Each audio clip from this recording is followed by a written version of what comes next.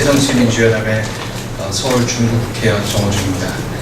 오늘 저희 새정치민주연합 물치료위원회는 두산타워에 이점에 있는 상인연합회, 참여연대 민생희망본부, 그리고 우리 전순호 의원님과 함께 시민단체와 함께 기자회견에 나서게 되었습니다.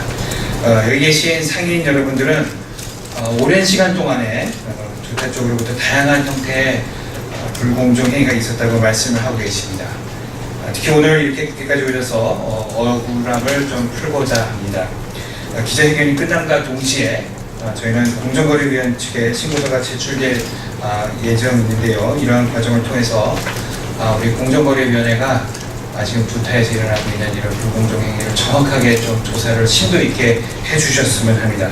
그래서 이런 과정을 통해서 향후 두타가 동대문 상권에 나아가 대한민국의 쇼핑 중심으로 제 역할을 하기를 기대를 합니다. 무엇보다 두타 측의 상인들과 보다 성인은 대화에 나섬으로써 상생하고 혁명했던 역사를 이어가기를 간곡하게 희망을 합니다. 그러면 참여연대 장동혁 민생희망본부의 간사님으로부터 이 기자회견 그리고 앞으로의 일들에 대해서 취지 좀 말씀을 듣고요. 네, 우리 전순호 의원님도 말씀 한마디 듣도록 하겠습니다.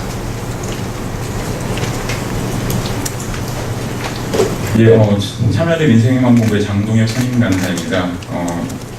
우선 오늘 기자회견을 갖게 된 취지는 두산타워가 올해부터 지난 정확히 8월 1일부터 전체 리모델링을 하면서 사실 올해 초부터 계속 이제 그 리모델링 조건으로 수수료 매장으로 전환을 하겠다라고 밝히면서 사실은 굉장히 상인들이 좀 받아들이기 어려운 조건에 수수료율을 여러 가지 방식으로 일방적으로 강요하고, 그래서 실제로 500여 개 점포 중에서 200여 개의 점포에 해당하는 상인들이 사실은 이제 두산타워를 떠나게 되는 상황에 내몰리는 그 상황에 대해 설명을 드리고, 그 과정에서 일어나는 불공정 행위에 대해서 공정거래위원회에 신고를 하는 절차를 밟고자 한다는 말씀을 드리기 위해서 오늘 기자회견을 열게 됐습니다. 저희 신고서의 취지나 내용에 대해서 저희 참여연대 민생희망본부 이광은 변호사님께서 간략하게 소개를 해주시겠습니다.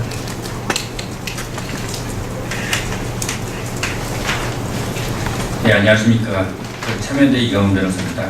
상인들이 지금 두타에서 한 500여 점포의 상인들이 계신데, 그중에 200여 개 점포의 상인들이 좀 일방적으로 계약 갱신을 거절을 당해서 지금 쫓겨나야 되는 상황이 있습니다. 그래서 지금 우리 상인들 중에서 상당수가 남아서 현장에 나서 점포를 양보하지 않고 지금 농성을 하고 계신데요. 지금 이분들 말씀 들어보면 지금 재계약을 통보한 상인들한테도 지금 입점을 지금 계약이 만료가 임박한 시점에서 매우 불리한 방식의 수수료 방식의 월차인 전환을 지금 강요했다고 지금 주장하고 계시고요. 최점 상인들도 지금 계약이 만료가 임박되는 시점에서 이렇게 재계약 갱신을 대량으로 이렇게 함으로써 선주문 및 재고 처리로 인한 심각한 손해를 입고 있다. 그리고 새로운 상가 지금 찾는데 시간이 너무 부족하다, 이런 억울함을 호소하고 계십니다. 지금 동대문 상가에서 브랜드 상품이 아닌 중저가 제품에 취급하는 동대문 시장의 특성상 수수료 매장으로 전환할 경우에 수익을 거의 남길 수 없거나 손해를 볼 가능성이 높다면서 부당함을 호소하고 있습니다. 지금 이러한 방식의 상당 부분들이 임차인을 대신해서 전차인과 전대차 계약을 직접 관리하거나 또 1년째 단기 임대차 계약을 체결을 하면서 재계약 거절이라는 어떤 무기를 이용해서 여러 가지 불공정 사례들이 지금 발견이 되고 있습니다.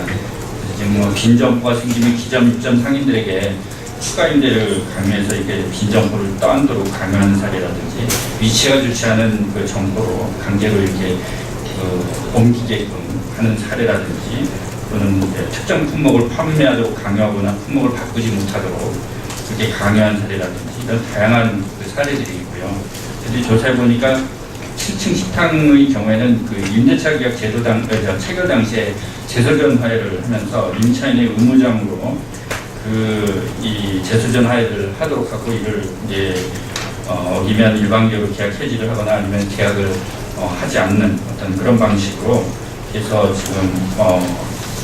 상당히 불공정한 사례들이 좀 발견이 되고 있고, 특히 수수료 매장 중에서 기존의 일부 수수료 매장이 그 계약서를 확인해 보니까 월 최저 매출액을 강요를 하고 있어서 이 최저 매출액을 3회 이상 위반을 할 경우에는 계약을 해지할 수 있는 조항까지 들어가 있더라고요.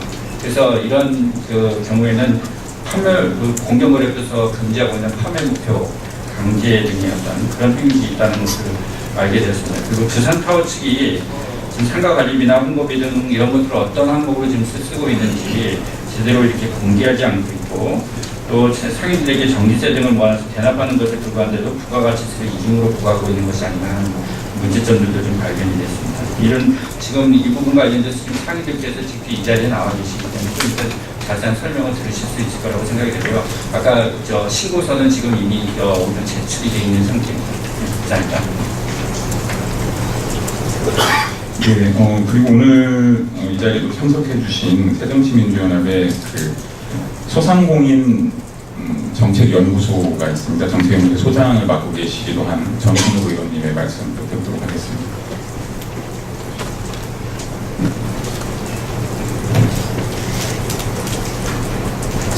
네, 소상공인 정책연구소 전순옥입니다. 동대문은 사실 세계적인 그 패션 유통 메카로 알려져 있습니다. 그리고 이 세계적인 패션 의료 메카는 사실 그 소상공인들이 도매, 소매로 자연스럽게 어우러져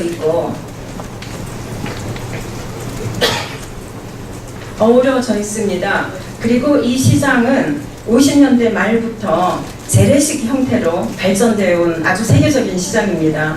그리고 이 동대문 시장은 전체적으로는 사실 우리나라의 전체 의류, 패션 의류의 연 매출의 상당 부분을 지금 올리고 있습니다. 20조 원이 넘는 그런 큰 재래시장입니다. 그래서 동대문의 그래서 동대문은 그렇게 발전할 수 있었던 게 기존의 백화점식 유통보다는 동대문 상권의 특수성을 살려서 소상인들이 24시간 살아있는 시장으로서 아주 역동적인 그런 시장으로서 발전되어 왔습니다. 그래서 이 시장은 사실 세계인들에게는 굉장히 잘 알려져 있습니다. 그리고 세계에서 유일무이한 패션 메카로 성장해 왔고, 역시 두타도 이러한 중에 하나 2000년 90년대 말 들어오게 됐습니다.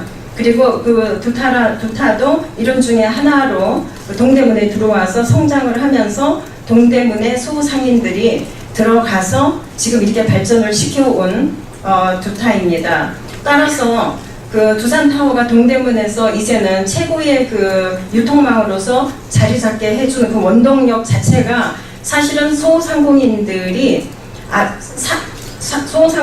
옷을 만들고 옷을 파는 이러한 아주 소자본을 갖고 동대문에서 몇십 년 동안 살아온 이분들에 의해서 발전이 되어 온 것입니다. 그리고 여기는 또 특수성 자체가 아까도 말씀드렸지만 24시간 이분들에 의해서 열정적으로 이 시장을 키워온 거고, 그래서 많은 외국인들이나 또 국내 소비자들이 이 시장을 찾는 이유 중에 하나가 그런 것입니다. 그래서 이러한 소상공인들이 없으면은 이 동대문은 이렇게 발전할 수 없었다라는 그런 것들을 말씀드릴 때, 현재 두타가 이러한 소상공인들을 외면하고 백화점식 장사가 잘 된다고 해서 동대문이 세계적인 어떤 그런 메카로 변해가고 있다고 해서 이러한 소상인들을 외면하고 백화점식의 수수료 전환, 이런 것들로 바꾸려고 하는 이러한 사고 자체는 여기에 맞지 않다라고 생각을 합니다.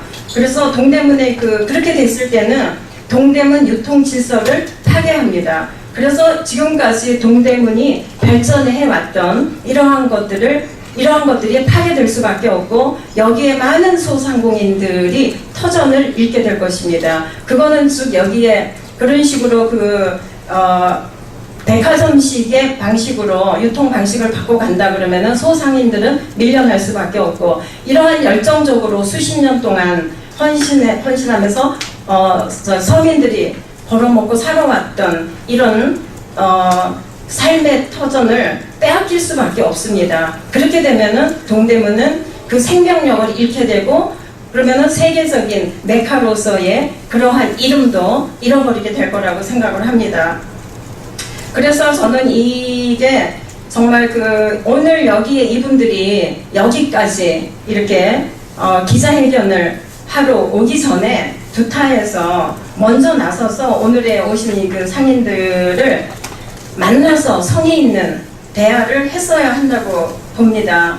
이제라도 먼저 저는 요구하는 것은 두타에서 정말 성의 있게 나서서 대화의 장을 마련하고 그 대안을 모색하기를 바라며, 이러한 문제가 사회적으로 더 많은 문제가 되기 전에 조속히 해결해 줄 것을 부탁을 드리고요. 그래서 이런 걸로 인해서 제2의 제3의 다른 추가적인 문제가 생기지 않도록, 지금은 동대문에서 그러한 문제는 생기지 않았습니다. 그리고 소상공인들이 모여서 정말 잘 살아왔습니다. 그리고 발전시켜 왔습니다. 그래서 그러한 것들에 대해서 또 유념해 주시고, 이러한 것에 상처를 입지 않도록 두타 쪽에서는 더 신경을 써야 될 거라고 생각을 합니다. 그리고 저는 개인적으로 오랫동안 동대문 패션 유통에 대한 애정과 관심을 갖고, 동대문의 글로벌 세계 시장에서 경쟁력 있는 유통 시장으로서의 자리를 잡을 수 있도록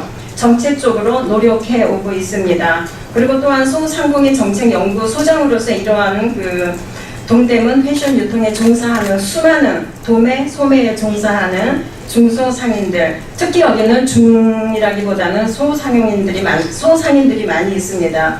그래서 이런 소상인들이 서로 옷을 만드는 사람들과 옷을 파는 사람들이 서로 상생하면서 재래시장을 지켜갈 수 있도록, 그리고 더 강화시켜서 세계적인 시장으로 만들어갈 수 있도록 하는 것에 하고, 또 많은 일자리들이 나올 수 있는 그런 시장으로 발전시키는 데 최선을 다하고 있습니다. 두타에서 이러한 점에 있어서 원래 이 시장이 어떻게 생겨났는지, 그리고 누가 이 동대문을 이렇게 발전시켰는지에 대해서 다시 한번 생각하면서 이 문제를 풀어가기를 다시 한번 촉구합니다. 감사합니다.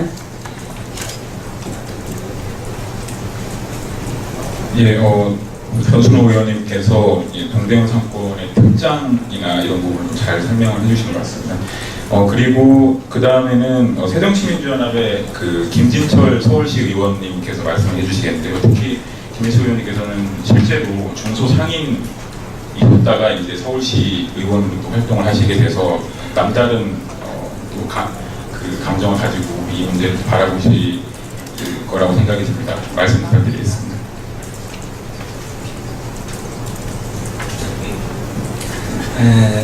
저는 3개월 전까지만 해도 상인이었습니다. 근데 우리 사회가 지금 상인들이 자꾸 이렇게 밀려나는 정책 때문에 굉장히 어려워지고 있어요. 이렇게 지금 임대차가 이렇게 자꾸 문제가 배두되면서 우리 상인들이 그동안에 벌었던 거를 전부 건물주들한테 이렇게 다 헌납하는 그런 사회로 이렇게 돼가는 것이 참 너무나 안타깝습니다. 그래서 우리 정부에서는 일단 임대차 보호법에 대해서 좀 관심을 많이 갖고 힘없는 사람들을 좀 구제해 줬으면 좋겠고요. 이 두산타워 문제도 이렇게 중소상인들이 먹고 살 수 있게 좀 배려를 해 주셨으면 합니다. 감사합니다. 예, 김진철 시의원님 말씀 잘 들었고요. 그리고 그 다음에는 전국 을살리기 비대위의 이동주 정책실장님께서 또 말씀해 주시겠습니다. 예, 우선 이렇게 늘 불공정한 가불관계 횡포에 신음하고 있는 중소상인들을 위해서 애써주시고 이 자리를 만들어주신 우리 전순옥 의원님과 정호준 의원님께 다시 한번 감사의 말씀을 드립니다. 오늘 저희가 두산타워 내에 입점해 있는 영세상인들의 문제를 통해서 사실은 이런 대형 유통업체 내에 입점해 있는 상인들의 임대차 상인들의 불공정한 횡포를 면모를 다시 한번 또 사회적으로 알리게 됐습니다.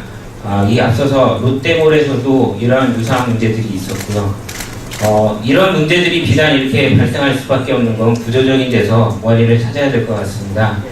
저희가 국회에 바라는 것은 여전히 상가임대차보호법 개정이 작년에 이루어졌지만 현실에 부합하지 않는 환산보증금 제도라든가 계약갱신권 청구를 하기 이전에 앞서서 초기에 입점 상인들이 권리금을 투자하거나 초기에 장사를 하기 위해서 투자했던 투자비를 안정적으로 회수할 수 있는 집 전세처럼 2년 동안의 최소한의 상가임대차 보증 계약 기간을 마련해주는 여러 가지 제도적인 장치가 마련돼야 함에도 불구하고 상가임대차 보호법 내용은 여전히 부실하다고 할 수 있겠습니다. 그래서 저희는 국회에서 반드시 그 보궐선거에 새누리당, 정부 여당이 민생 국회를 만들겠다고 했는데 정부 여당이 앞장서서 반드시 이런 부당한 가불관계 형태에 불려있는 우리 상가 세입자 문제를 법을 개정함으로써 해결해 주시길 간절히 촉구하고요. 또 하나 저희는 여기서 말씀드리고 싶은 거는 여기 있는 분들이 두산타워 내 대기업하고의 횡포에 맞서 싸우고 있는데요. 수원에서는 롯데 복합 쇼핑몰로 인해서 수원 상인들 전통시장이 22개가 모여서 6일째 단식 농성을 하고 있습니다. 그리고 평택에서는 1년 넘게 이마트 쇼핑몰과 싸움을 하고 있고요. 전국 곳곳이 이미 대형마트, SSM 등 대형 유통업체들의 과도점 시장의 포화 상태로 인해서 이들이 이후에 진출하고 있는 대형 쇼핑몰로 인해서 전통시장과 옷시장과 분식점과 인근에 딸려있는 수많은 골목 상권들이 망가지려고 위기에 처해 있습니다. 반드시 이러한 대형 쇼핑몰들이 규제되지 않는다면 여기에 계신 분들처럼 불공정한 가불관계 행태에 항상 노출될 수밖에 없는 구조적인 변경이 우리 사회에 늘 도사릴 거라 생각됩니다. 상가임대차 보호법을 영세한 상인들을 위해서 전면적으로 개정을 해야 되고요. 또한 이러한 구조적으로 슈퍼갑들, 대형 유통업체들의 무분별한 출점 역시 규제를 해야 이러한 상인들의 권리, 이런 상인들의 마음 놓고 장사할 수 있는 시장 환경이 조성될 수 있을 거라 봅니다. 국회에서 관련 법들을 이번 9월 정기국회에서는 반드시 개정을 해줄 것을 다시 한번 부탁드리겠습니다. 감사합니다. 예, 전국을 살리기 비대위의 이동주 정책실장님 말씀 잘 들었습니다. 오늘 이 자리에는 두타 입점 상인 연합회, 그러니까 입점 상인이신 세 분의 상인분들이 함께 자리하고 계십니다. 사실 이런 자리가 너무 어색하시고 또 집회나 이런 것들도 한 번도 해본 적이 없으셨다가 이번에 두타의 이런 불공정 행위이기 때문에 집회라는 것도 해보시고 또 이렇게 기자회견 자리도 어색하지만 또 함께 자리를 하고 계시거든요. 생생한 목소리를 좀 기자분들께서도 들을 수 있는 기회가 아닐까 싶습니다. 세 분의 상인분들의 말씀을 이어서 듣도록 하겠습니다. 안녕하십니까. 동대문에서 장사한 18년째 하고 딸 둘 가지고 있는 가장입니다. 두산타워가 15년 전 98년도에 IMF를 끝나고 바로 건물을 세울 때 기존 상인들 조금씩 점도직처럼 있던 상인들을 모아서 함께 피와 땀을 새벽 늦게까지 장사를 하면서 이렇게 이루어왔던 두산타워입니다. 근데 지금 두산타워는 지금 저희들이 피부로 실감하는 경제 실감은 전례 없는 불황입니다. 그래서 향후 1, 2년을 예측할 수 없을 정도로 너무 암흑 같은 지금 이 상황 속에서 함께 믿어왔던 두타가 자기들의 수수료 방식, 기업들의 자본 논리에 의해서 지금 상인들을 한 200 정도 이상을 나가라고 지금 통보했고 지금 나간 상태입니다. 이 상태로 가다 보면은 더 이상 우리가 영세 상인들, 자영업자들이 설 곳이 시간이 갈수록 더 없어질 거라는 그런 심각한 위기의식을 느끼고 이렇게 두산타워를 공정위에 고소하게 됐습니다. 지금 두산타워는 법적으로 상가 임대차 보호법으로 잘못이 없기 때문에 지금 매장을 점포를 점유하고 있는 상인들과 대화 자체도 시도하지 않고 있습니다. 그런데 법이 있기 전에 그동안 상인들과 함께 도덕적이고 윤리적이고 함께 하면은 상생할 수 있다고 믿고 따라오라고 지금까지 해놓고 이제 와서 자기들의 수수료 방식으로 전환점에서 이익에 반한 업체들 수수료 쪽으로 전환하는데 반대한 사람들을 지금 내쫓고 있는 상태입니다. 정부는 경제를 살리자 이렇게 외치고만 있고 상인들이 알지 못하는 숫자 노름에 너무 치우쳐있지 말고 지금 두산타워 내 리모델링 현장에서 먼지를 마시며 매장을 점유하고 텐트를 치고 있는 상인들에게 관심을 갖고 정말 국민들에게 관심을 갖고 이런 분위기가 경제를 살리는 데 초석이 되지 않나 그렇게 생각합니다. 이상입니다.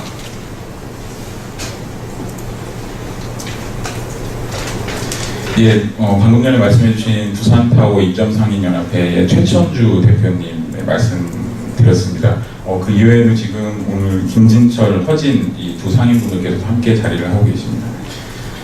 이제 기자회견 마지막 말씀으로 저희 참여연대 김남근 집행위원장님께서 좀 정리해 주시는 말씀 드리도록 하겠습니다. 참여연대 집행위원장 김남근 변호사입니다. 이번 두타에서 200여 상인들을 퇴출하는 사건들은 우리나라의 소상공인들이 처한, 자영업자들이 처한 여러 가지 현실들을 보여주는 것 같습니다. 우리나라에서 소상공인들을 중심으로 해서 어렵게 상권이 형성되면 대기업들이 진출해서 임대료를 높이고 그 결과로 그 상권 형성에 기여했던 많은 소상공인들이 결국은 그 상권에서 추출되는 그런 현상들이 많이 나타나고 있습니다.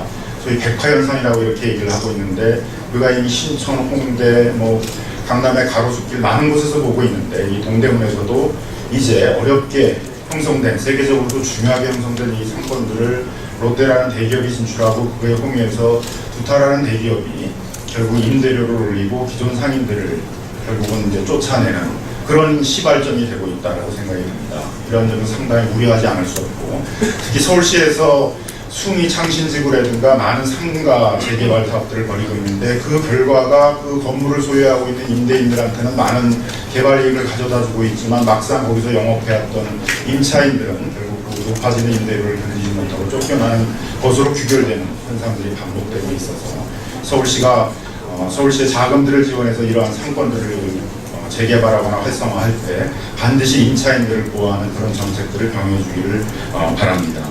또 하나는 상가임대차 보호법이 제대로 기능을 하지 못하고 있다는 것입니다. 세계적으로 유례가 없이 적용법이 제도가 있어서 서울에 있는 상가임대차의 30-40% 이상들이 상가임대차의 보호를 받지 못하고 있고 보호기간도 세계적으로 7년에서 한 15년 정도 이상에 대비해서 우리나라는 5년 이내로 굉장히 짧아서 제대로 보호를 받지 못하고 있습니다.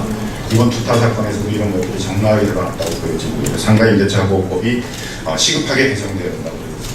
두타 사건에서 또 보여지는 특징 중에 하나는 관리비가 굉장히 부당하게 징수되고 있다는 것입니다. 관리비, 홍보비, 전기가스료가 징수되고 있는데 그게 어떤 내용으로 징수가 되는 것인지 아파트와 같은 공동주택의 경우에 있어서는 일반 관리비, 수선 유지비, 극단비, 난방비 이렇게 정확히 항목을 나눠가지고 8개 항목으로 부과하도록 되어 있고 그것을 어떻게 사용하는지에 대해서 정기적으로 회계감사를 해서 공개를 하도록 되어 있는데 집합건물 대형 상가의 관리비에 대해서는 아무런 법적 근거가 없다 보니까 어떤 명목으로 관리비를 부과하는지 어떻게 사용하는지를 한 번도 공개하는 예들이 없고 홍보비만 하더라도 과연 그렇게 많은 홍보비들이 사용되고 있는지 상인들은 전혀 알 수도 없음에도 불구하고 일방적으로 홍보비들이 징수되고 있습니다. 작년부터 서울시에서 대형 상가의 관리비에 대해서 아파트 관리비 그런 비리 행정점검과 마찬가지로 대대적인 점검들을 하겠다고 나서게 됐다고 약속을 한 바 있는데 이번 사건을 계기로 해서 동대문에 있는 대형 상가들을 비롯해서 대형 집합 건물들의 관리비가 정말 투명하게 집행되고 있는지에 대해서 대체적인 행정 점검을 하고 대형 상가 건물들을 관리하고 있는 관리회사들이 전횡과 비리를 저지르지 못하도록 서울시의 적극적인 행정적인 감독이 있어야 된다고 보여집니다. 이러한 두타 사건을 계기로 해서 우리나라에 있어서의 이렇게 부실한 상가임대차 법제와 행정 체계들을 대대적으로 좀 개혁하고 하는 데 저희 시민단체들도 적극적으로 상인들을 지원할 것이고 정치권에 있어서도 법, 제도, 행정들을 개혁하는 데 적극적으로 지원해 주시길 기대하겠습니다. 예, 참여연대 김남근 집행위원장님의 말씀 잘 들으셨고요. 오늘 저희가 공정거래위원회에 전자문서 형태로 해서 이미 신고서를 제출한 상황입니다. 공정거래위원회에서도 이 사건에 대해서 지금 상인분들 사실 하루하루가 너무 힘겨운 상황이시기 때문에 공정거래위원회에서 좀 더 빨리 이 사건에 대해서 진상을 좀 제대로 조사하셔서 불공정 행위가 있었다면 바로 시정이 될 수 있도록 해주시고, 또 정치권에서도 지금 상가임대차 보호법 개정이 계속 늦춰지면 안 된다는 여러 가지 여론들이 많이 있습니다. 저희 시민단체에서도 최선을 다해서 노력을 할 것이고, 아까 말씀해 주셨듯이 정치권에서도 이 상가 건물 임대차 보호법에 대해서 더 이상은 미루지 않도록 올해는 무언가 전향적인 결론이 내려질 수 있도록 최선을 다해 주시기를 부탁을 드립니다. 오늘 기자회견은 이렇게 마치도록